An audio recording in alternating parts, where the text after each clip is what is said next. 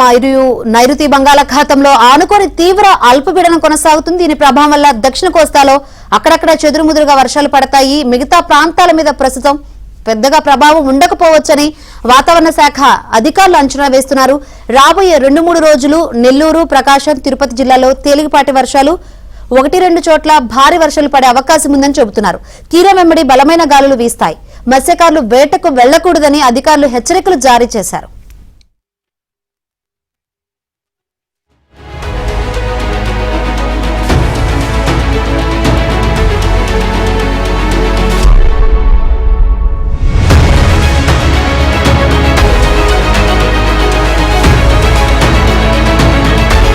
మరియు దానికి దగ్గరలో ఉన్నటువంటి నైరుతి బంగాళాఖాతంలో south Andhra and north Tamil Nadu కోస్ట్కి చెరువులో ఉన్నటువంటి ఈ సముద్ర ప్రాంతంలో తీవ్ర అల్పపీడనం ప్రస్తుతం అయితే ఇంకా కంటిన్యూ అవుతోంది.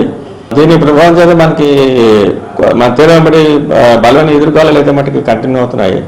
గంటకి 35 నుంచి 45 కిలోమీటర్లు, అలాగే 55 వరకు కూడా వెళ్ళే అవకాశం ఉంది.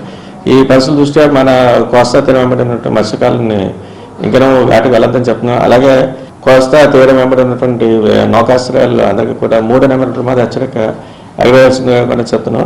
అలాగే ఫోర్కాస్ట్ వరకు, రైన్ఫాల్ ఫోర్కాస్ట్ వరకు చూస్తే రానున్న 24 గంటల్లో జస్ట్ చాలా తక్కువగానే 1-2 చోట్ల ఒక మాసం వర్షాలు వచ్చే ఛాన్స్ అయితే ఉంది.